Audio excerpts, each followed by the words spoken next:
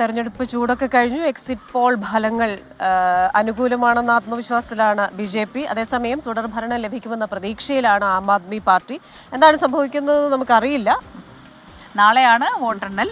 ഡൽഹിയിൽ ഭരണം നിലനിർത്താൻ കഴിയുമെന്ന ആത്മവിശ്വാസത്തിലാണ് ആം ആദ്മി പാർട്ടി. ആ റിപ്പോർട്ടിലേക്ക് രാജ്യതലസ്ഥാനം പിടിക്കാൻ വാശിയേറിയ മത്സരമാണ് ആം ആദ്മി പാർട്ടിയും ബി.ജെ.പിയും കാഴ്ചവെച്ചത്. പരസ്പരം ആരോപണങ്ങൾ ഉന്നയിച്ചുകൊണ്ടുള്ള പ്രചാരണമായിരുന്നു തെരഞ്ഞെടുപ്പ് നാളുകളിൽ ഉണ്ടായത്. ആം ആദ്മി പാർട്ടിക്കായി അരവിന്ദ് കെജ്രിവാൾ എന്ന ഒറ്റമുഖം പോരാടിയപ്പോൾ ബി.ജെ.പിക്കായി പ്രധാനമന്ത്രി നരേന്ദ്രമോദി ഉൾപ്പെടെയുള്ള നേതൃനിര പ്രചാരണത്തിനിറങ്ങി. എക്സിറ്റ് പോൾ ഫലങ്ങൾ ഭൂരിഭാഗവും ബി.ജെ.പിക്ക് അനുകൂലമായ വിധിയെഴുത്തായിരുന്നു.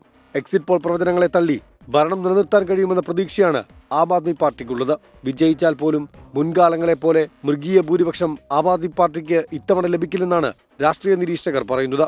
ബജറ്റിലെ നികുതി ഇളവ് ഉൾപ്പെടെയുള്ള പ്രഖ്യാപനം അനുകൂലമാകുമെന്നാണ് ബി.ജെ.പിയുടെ കണക്കുകൂട്ടൽ. എന്നാൽ നഗരമേഖലകളിൽ പോളിംഗ് ശതമാനം കുറഞ്ഞത് ബി.ജെ.പി ക്യാമ്പുകളിൽ നേരിയ ആശങ്ക സൃഷ്ടിക്കുന്നുണ്ട്.